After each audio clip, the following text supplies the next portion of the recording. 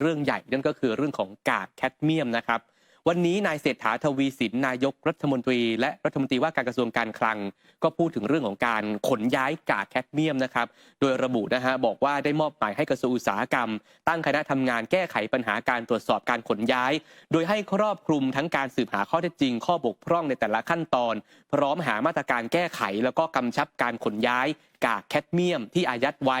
ตลอดจนกากแคดเมียมที่เหลืออยู่และการเคลื่อนย้ายกาก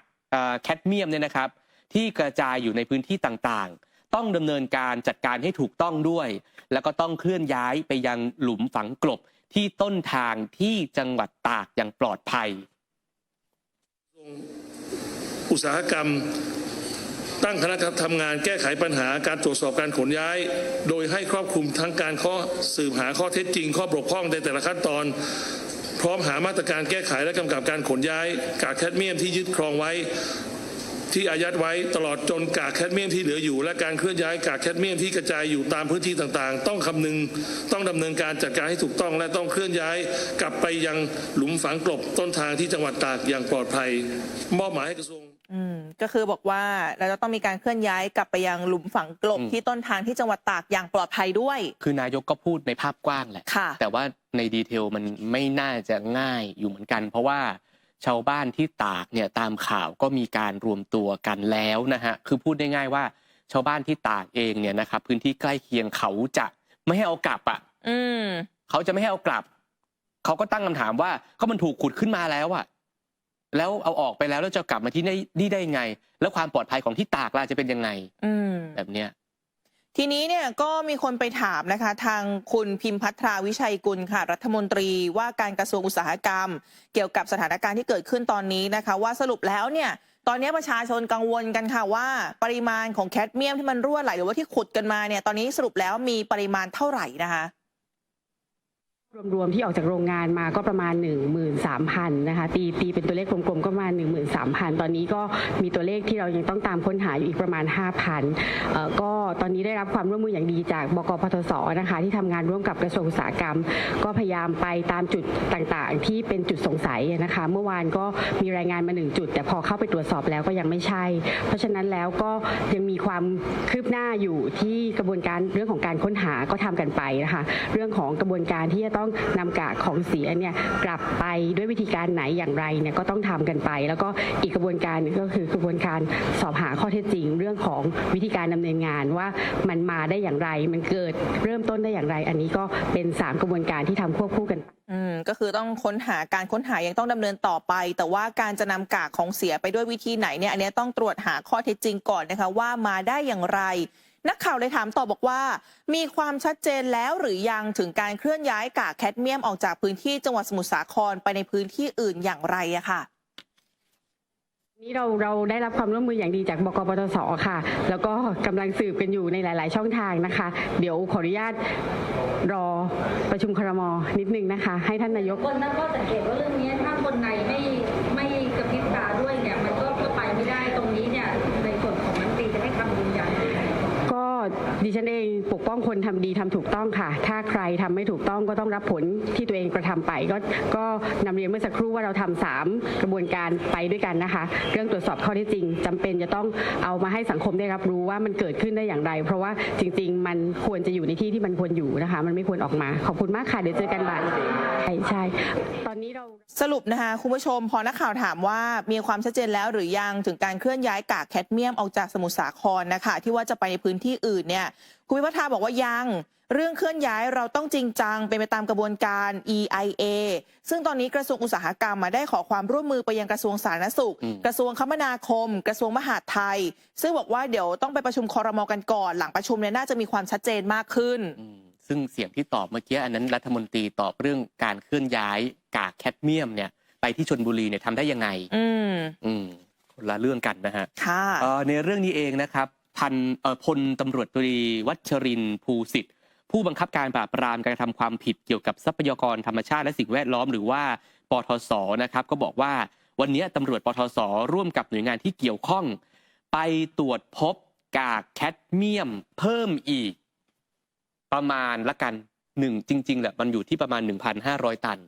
ใช่ไหมคือตัวเลขมันออกมาอย่างเงี้ยคือตอนนี้ตัวเลขมันจะไม่นิ่งเอาอย่างนี้ข่าวเนี้ยวันเนี้ยที่สมุทรสาครเขาเจอกากแคดเมียมเพิ่มตัวเลขที่ตำรวจเนี่ยได้รับรายงานมาเนี่ยมันอยู่ที่จำนวนประมาณ 1,000 ถึง 1,500แต่พอเขาไปหน้างานอ่ะมันมีแค่500เหมือนกับว่ามีการเคลื่อนย้ายออกไปก่อนหรือเปล่าแบบนี้นะฮะซึ่งทางผู้บังคับการปทศเนี่ยท่านก็บอกว่าตอนนี้เนี่ยนะครับก็ได้เรียกประชุมคณะพนักงานสอบสวนเพื่อวางแนวทางร่วมกับกรมโรงงานแบ่งออกเป็น2แนวทางนะครับคือฝ่ายสืบสวนและฝ่ายสอบสวนให้กระจายกำลังพนักงานสืบสวนสอบสวนไปแต่ละพื้นที่หลังจากที่อุตสาหกรรมจังหวัดสมุทรสาครเนี่ยได้มีการเข้าร้องทุกข์กล่าวโทษบริษัท J&B ในข้อหาจัดเก็บสารวัตถุอันตรายโดยไม่ได้รับอนุญาตตามพรบโรงงานนะครับหลังจากนี้ก็ต้องตรวจสอบว่าโรงงานดังกล่าวเนี่ยได้รับอนุญาตให้ครอบครองวัตถุอันตรายหรือไม่เพื่อที่จะแจ้งข้อกล่าวหาเพิ่มเติมรวมทั้งความผิดอื่นฮะเขามีสิทธิ์จะให้การหรือไม่ให้การก็ได้มันจะยุ่งยากกับการสอบสวนแต่ถ้าเราแบ่งพื้นที่เกิดเหตุนะครับพื้นที่เกิดเหตุอยู่ชลบุรีเราโดนคดีฐานว่าเพราะต่างกรรมต่างวาระกันนะครับการมีไว้ในครอบครองเนี่ยมันเป็นความผิดชัดเจนเมื่อเราไปเจอที่ชลบุรีเราก็ดำเนินคดีจากชลบุรีแต่ชลบุรีเนี่ยมันมีการส่งไปที่สภ.คลองกิ่วแล้วถ้าเราจะดำเนินการเนี่ยเราต้องขออนุญาตจากตร.ก่อนจากสำนวนอนุญาตเพื่อเอาสำนวนมาทำครับแต่ก็ไม่ใช่คดีที่ยุ่งยากสำหรับตำรวจเท่าไหร่เพราะว่ามันเป็นข้อหาที่มีไว้ในครอบครองการมีแคดเมียมไว้ในครอบครองเป็นความผิดในตัวอยู่แล้วก็ไม่ยากเพียงแต่ว่าในเรื่องตอนนี้เราเป็นห่วงในเรื่องของกลางนะครับของกลางในเมื่อมีการรับสำนวนทำสำนวนแล้วเนี่ยแคดเมียมที่เจอคือของกลางนะครับเราจะต้องทำข้อตกลงระหว่างตำรวจพนักงานสวนกับกรมโรงงานอุตสาหกรรมให้กรมโรงงานอุตสาหกรรมเนี่ยรับของกลางเก็บรักษาตามระเบียบส่วนคุณจะไปเอาไปไว้ที่เดิมคืนหรือว่าอะไรเนี่ยก็ไม่เป็นไรหรือไปทำลายก็เป็นเรื่องของกรมโรงงานแล้วแต่ทั้งนี้ทั้งนั้นพนักงานสวนจะต้องเอาของกลางทั้งหมดเนี่ยให้กรมโรงงานการรับผิดชอบไปนะครับคือวันนี้เนี่ยนะครับคุณผู้ชมฮะที่ไปเจอของใหม่เนี่ยเป็นโกดังข้างโรงงานนะฮะอยู่ที่อำเภอกระทุ่มแบนจังหวัดสมุทรสาครคือถูกบรรจุเอาไว้นะครับประมาณ 1,000 ตันที่เขาไปเจอถุงบิ๊กแบ็กซึ่งก็คาดว่าอาจจะมีที่มาจากจังหวัดสมุทรสาครและชลบุรีเช่นเดียวกันนักข่าวก็ถามในประเด็นนี้นะครับบอกว่าการลักลอบ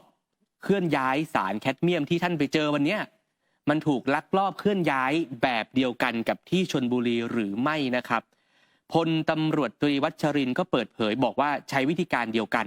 คือมีการสำแดงเอกสารเท็จโดยเฉพาะการขับผ่านด่านชั่งน้ำหนัก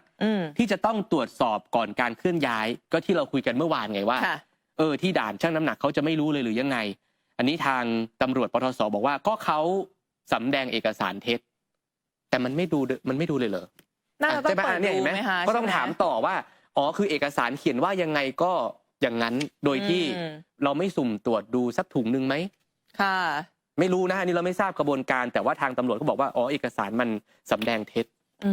ทีนี้เนี่ยพอวันนี้ทางอธิบดีกรมโรงงานอุตสาหกรรมค่ะคุณจุลพงษ์ทวีศรีนะคะก็ไปพร้อมกับตำรวจปทศกรมควบคุมมลพิษกระทรวงอุตสาหกรรมแล้วก็เจ้าหน้าที่ที่เกี่ยวข้องนะคะลงพื้นที่ไปที่โกดังไม่มีชื่อแห่งหนึ่งค่ะอยู่ที่ซอยเบญจรงค์ตำบลคลองมะเดื่ออำเภอกระทุ่มแบนจังหวัดสมุทรสาครเพราะบอกว่าที่เนี่ยเป็นที่พักเก็บสารแคดเมียมที่ไปตรวจพบนะคะที่สำคัญคือไปเจอคนที่บอกว่าเป็นเจ้าของโกดังด้วยชื่อว่าคุณกรณ์วัชพลบุญนโกวิทหรือว่าคุณหนุ่มเนี่ยบอกว่าโกดังนี้มีเนื้อที่ใช้สอยกว่า300ตารางวาอยู่บนพื้นที่1 ไร่แล้วภายในโกดังเนี่ยพบสารแคดเมียมบรรจุถุงบิ๊กแบ็ก312ถุงนะคะแล้วก็มีการเขียนตัวอักษรบนถุงแบบเดียวกับสารแคดเมียมที่เจอในโกดังที่ชลบุรีและสมุทรสาครนะคะคุณหนุ่มบอกว่าตนเองเนี่ยเพิ่งจะลงทุนก่อสร้างโกดังแห่งนี้มาไม่นานรู้จักกับเจ้าของบริษัท J&B เจ้าของสารแคดเมียมอยู่แล้วเมื่อสร้างโกดังเสร็จนะคะทางเจ้าของบริษัทนั้นเนี่ยก็ติดต่อมาบอกว่าขอเช่าโกดังหน่อยจะใช้เก็บสารแคดเมียมแต่ว่าตอนแรกติดต่อมาว่าจะใช้เก็บเนี่ย 1,500 ตันใช่ไหมคะแต่บริษัทได้ มี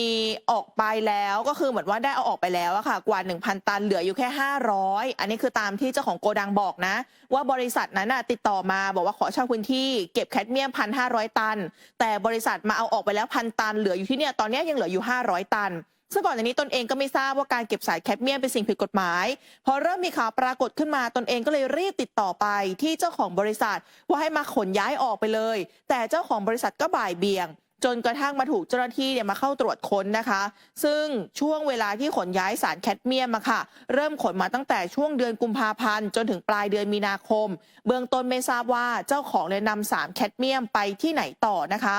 คุณจุลพงศ์เลยบอกว่า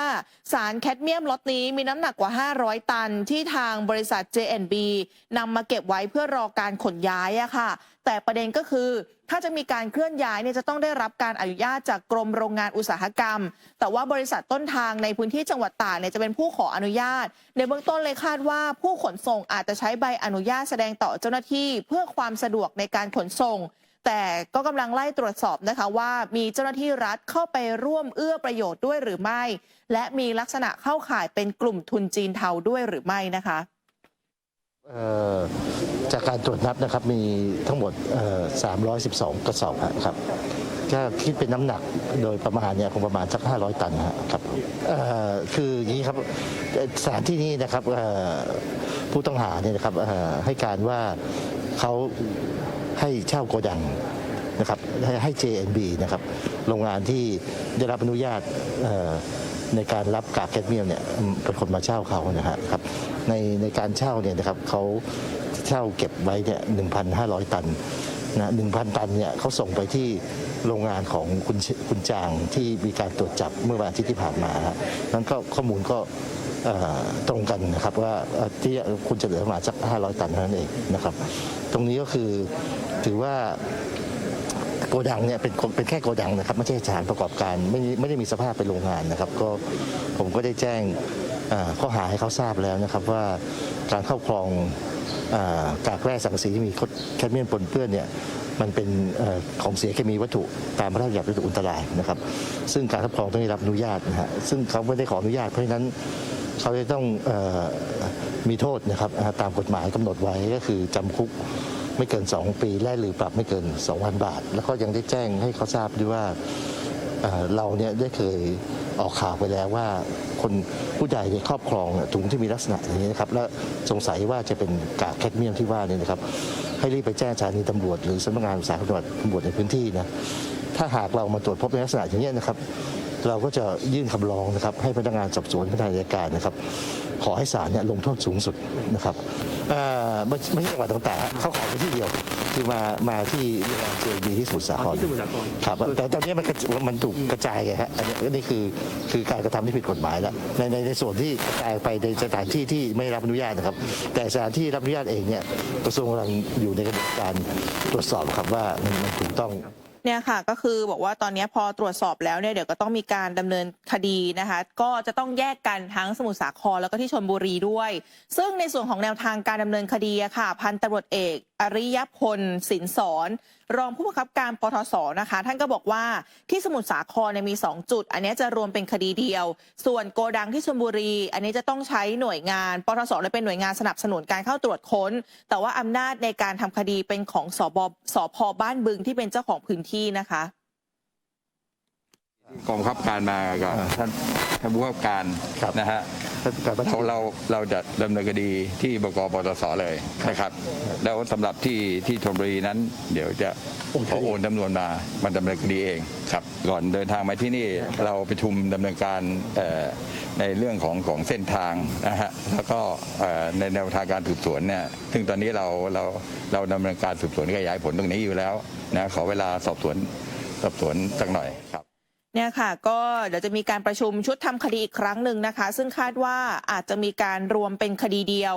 ส่วนการสืบสวนหาตัวเจ้าหน้าที่รัฐที่ร่วมขบวนการขนสารแคดเมียมถ้าพบก็จะดำเนินคดีโดยไม่ละเว้นนะคะก็คือสรุปแล้วเนี่ยถ้าได้จับใจความก็คือว่าตอนนี้ประเด็นหนึ่งก็คือมีเจ้าหน้าที่รัฐไปร่วมเอื้อประโยชน์ด้วยหรือไม่ใช่ไหมคะส่วนประเด็นที่2ที่อธิบดีกรมโรงงานอุตสาหกรรมพูดไว้ก็คือมีลักษณะเข้าข่ายเป็นกลุ่มทุนจีนสีเทาหรือไม่อันนี้เหมือนเป็นประเด็นใหม่นะเรื่องของกลุ่มทุนจีนสีเทา ใช่เพราะว่าตอนนี้ที่แต่ละโรงงานที่ไปเจอเนี่ยเหมือนกับว่าเจ้าของโรงงานหรือว่านายทุนน่ะ เป็นคนจีน ทั้งนั้นเลยอ่ะ ค่ะ เนี่ยซื้อจากใครอะไรยังไงนะมันก็จะเป็นประเด็นที่เพิ่มเข้ามา แล้วก็วันนี้เองเนี่ยในประเด็นนี้นะครับ ผู้สื่อข่าวของเราเนี่ยไปพบคุณศรีสุวรรณจันยาจำกันได้ไหมฮะพี่ศรีเนี่ยหายไปนานนะครับ วันนี้ปรากฏตัวเพราะว่านักข่าวเราไปหานะครับ วันนี้คุณศรีสุวรรณจันยาให้สัมภาษณ์กับท็อปนิวนะครับในฐานะนายกสมาคมต่อต้านสภาวะโลกร้อนนะครับ พูดถึงเรื่องของการเคลื่อนย้ายวัตถุอันตรายที่ปรากฏเป็นข่าว บอกว่าเป็นการกระทำผิดกฎหมายมาตั้งแต่ต้น แล้วก็สะท้อนให้เห็นถึงกระบวนการราชการแผ่นดินที่ล้มเหลว คุณศรีสุวรรณใช้คำนี้นะฮะลองฟังดูครับ 2-3 สัปดาห์ที่ผ่านมาเนี่ยมันสะท้อนให้เห็นว่ามีความพยายามในการที่จะเอากากแร่เหล่านี้เนี่ยไปใช้ประโยชน์โดยละเมิดเงื่อนไขท้ายใบอนุญาตและเงื่อนไขท้าย EAA นะครับฉะนั้นใครที่อนุญาตก็ต้องดำเนินการเอาผิดไม่ใช่เอาผิดแค่การสั่งย้ายอย่างเดียวนะครับผมคิดว่าต้องเอาผิดในเชิงอาญาด้วยนะครับฐานละเว้นการปฏิบัติหน้าที่หรือปฏิบัติหน้าที่โดยมิชอบและกระบวนการขนกากแร่นะครับตั้งแต่อำเภอเมืองตากมาจนถึงสมุทรสาครและจากสมุทรสาครไปยังชลบุรีเนี่ยมันก็ต้องขออนุญาตการขนย้ายตลอดเส้นทางนะครับจะมาอ้างว่าไม่รับรู้ไม่ทราบไม่ได้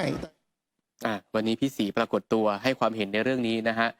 จบประเด็นนี้ครับเดี๋ยวไว้ว่ากันต่อนะฮะเดี๋ยวขอพักสักครู่หนึ่งคุณผู้ชมฮะเดี๋ยวช่วงหน้ากลับมาว่ากันต่อวันนี้มีเรื่องทนายตั้มด้วยทนายตั้มเอาหลักฐานนะฮะตำรวจ PCT ว่าอย่างนั้นคือแฉนะตำรวจ PCT มีส่วนเกี่ยวข้องกับเรื่องของการรับเงินจากเว็บพนันนับร้อยนายกลับมาติดตามช่วงหน้าครับมาร่วมสนับสนุนท็อปนิวส์นำเสนอความจริงได้แล้ววันนี้เพียงกดปุ่ม Super Thanks แล้วเลือกจำนวนเงินตามที่ต้องการได้เลยครับขอบคุณครับ